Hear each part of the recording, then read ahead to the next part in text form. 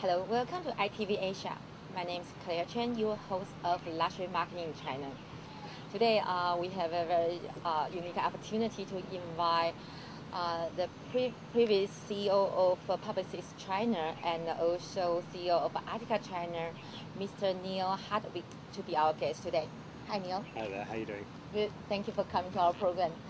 I just did a brief introduction about you, but I believe you can do a better job than me. So will you? I'd like to think so, but you can start if you want.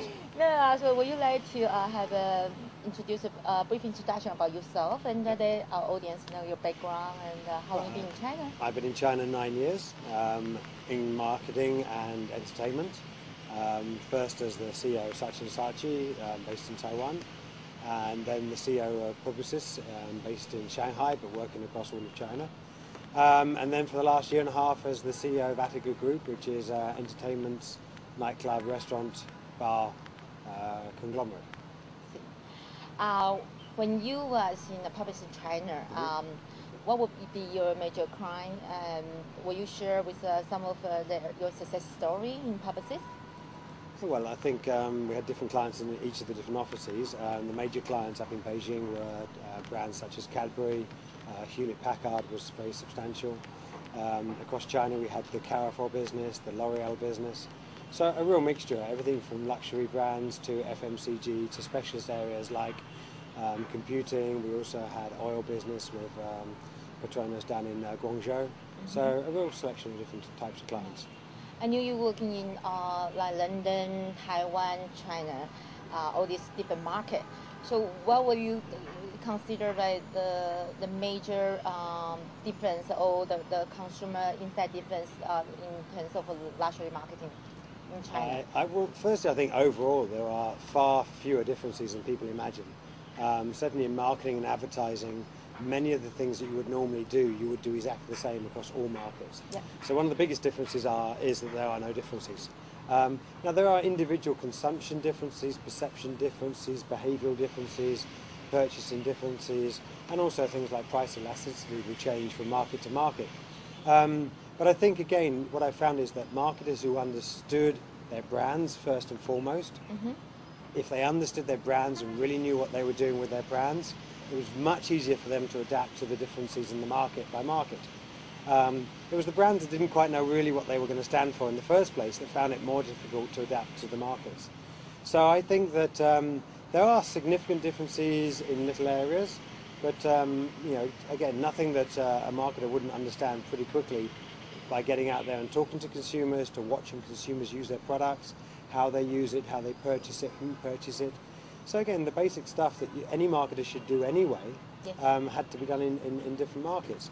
And I actually found that certainly in some of the markets where people were new into the market, the marketers themselves and the agencies, they did more of the fundamental stuff that every marketer should be doing repeatedly in their own markets, but either through pure momentum or laziness or lack of focus. You know, people said, oh, well, we did that type of survey. You know, we did a U&A survey 5 years ago. We know how people use our product. Well, they probably didn't because people change very rapidly.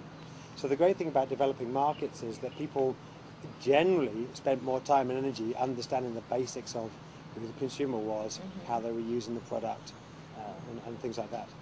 Yeah, we know after the past, you actually have a kind of major career move from advertising world to entertainment world. And what was the major reason behind for you to have a big jump? Midlife crisis. I mean, I got to a certain point in my life and I was either going to buy a Porsche and drive around with the top off or go and start working in nightclubs. I decided to work in nightclubs. No, actually, it's not such a significant shift as you would imagine. I would reckon that about 90% of my job was very similar, running an entertainment group to a communications group. As a CEO, most of my work is based on people, on the consumer, on understanding marketing, obviously on the finance and the corporate structure. And again, there are very similar things. If your business is a brand, it doesn't matter really which industry it's in, which is why agencies can work across so many different clients. As long as you understand the fundamentals of what does your brand stand for, how does it want to appear to the consumer, which consumers is it going to target and what's its deliverables to those consumers, then again there are so many similarities. Yeah. So from that your various experience in China and across Asia, and what will you advise when it's international luxury brand want to enter the China market? Without being too flippant, I would say that anybody that wants to enter the market should have been here 20 years ago.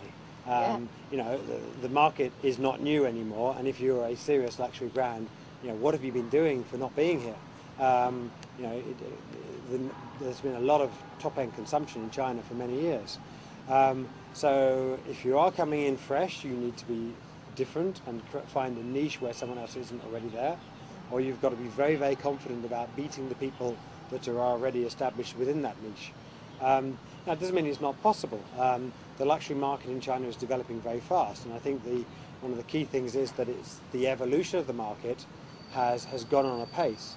So the brands that did come in early days have had to adapt and improve and reassess their offering. And we've seen that with a lot of brands who've adapted to the different realities of the China market. And also brands that have adapted to how the China market has matured very rapidly. I mean, even in the space of the last 6-7 years, the luxury brand market here is different than it was before. And the other thing I think is really important for people to understand that the luxury market is a very easy term, but I think these days you really have to understand where you are in terms of the segment within the luxury market. Are you really top end, or are you effectively mass luxury? There's a lot of luxury brands that are doing exceedingly well on the sort of the volume tier just below extreme luxury.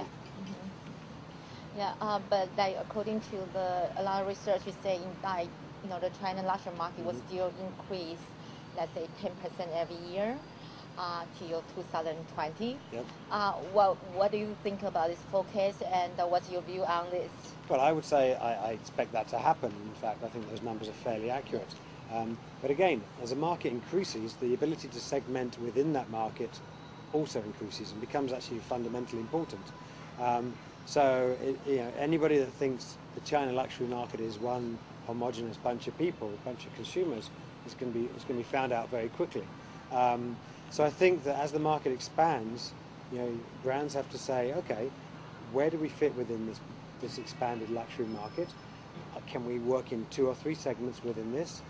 Do we offer, for example, if you're a jewelry brand, do you offer a sort of mass luxury brand? Do you offer a top-end luxury brand? Do you do different stores? Do you do different locations? How do you segment your offering? Because again, within that segment of luxury, there's going to be a very top-end group who are super, super rich. And you've seen that in other countries as well. And those super rich people want to be clearly differentiated from the mass luxury as mass do from the upper middle class, as they do from the middle class, from the working class, etc. So again, there will be increasing segmentation, and brands are going to have to also understand, what happens to them as they become more popular. I mean, just an example I can think off the top of my head. If you look at Porsche, I mean, Porsche in China is basically luxury 4x4 cars, because there's very, very few Porsche sports cars. It's all Porsche Cayenne, which are, say, luxury 4x4s. So because of the sales in China, the way the brand is being perceived by consumers of luxury brands, Porsche as a top-end sports car manufacturer is misunderstood. So again, you need to be careful about, as your brand succeeds, where it takes itself, or whether you can take it somewhere where you want it to go, or whether you just let the market take it where it wants to be. Yes. So I know you have now a new position as the CEO for WPP Group in Russia. Congratulations. So before the end of this interview, there's another, is more like kind of private question. Not very private, but what would be your definition of luxury for yourself? Right? What would be your definition of luxury? Yes. I think the definition of luxury for me is being able to afford the items I want when I want them. And many of the items I consume are not really luxurious. In fact, the most luxurious thing I've bought recently is a new bicycle. It happened to be very expensive, bicycle that was high performance, very lightweight, and it cost more money than most bikes do. So for me, that was luxury. I think individuals will define and save for the luxury that they feel is appropriate for them. And that's why, as I say, we need to be very careful when we just loosely bandy the term luxury around. Different individuals will have different interpretations of luxury, and there are products that working class people consider to be luxuries. We've done a lot of research in China over the years, and there are a lot of young middle class people, especially women, who will save up a significant proportion of their salary on what they consider to be a luxury. We found that many women were spending 15 to 20% of their take home on cosmetics. Now, to them, that was absolutely the pinnacle of luxury, and it was a massive proportion of their disposable income being spent on something that was not fundamentally necessary. And it was the one area where these people were buying real brands, where they were going out and saying, I'm not prepared to buy a fake, I'm not prepared to buy a secondary product, I want the real McCoy products. Yeah. So what I describe, for me, luxury is a very personal thing, and I think luxury is for everybody a very personal thing. Yes. However, one thing we do need to understand in China is that that personal knowledge is often very underdeveloped. People don't have the same exposure, or haven't had the same exposure to all the magazines, the brands, the TV programs. So when people look at luxury, they tend to be more likely to follow the herd. And then that's what we've seen so far in China. The big Western luxury brands have come in, and the new wealthy people in China have gone, this is a badge of luxury.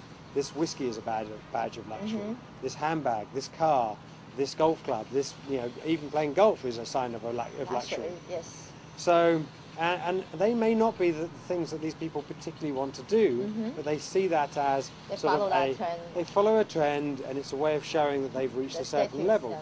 Absolutely. So it's a badge of status, which of course is exactly what a brand is anyway. Yes. But I think the key thing there is that as those consumers develop, and as the newer rich buy into this luxury lifestyle, they may be more discerning. They may have more time to say, okay, well, everybody's doing that. Everybody's zigging, so I want to zag. That will show me that I am not only my status, but it will show my status as a slightly different person from following the crowd. And again, that I think is when you talk about new entrants in the market or existing people in the market, that is where the new opportunities may well be. There'll still be opportunities with the people who want to buy the same old status symbols, but I think a lot of the new people will be saying, luxury is a personal thing. Exactly. And I will buy luxury that reflects my lifestyle, reflects who I am.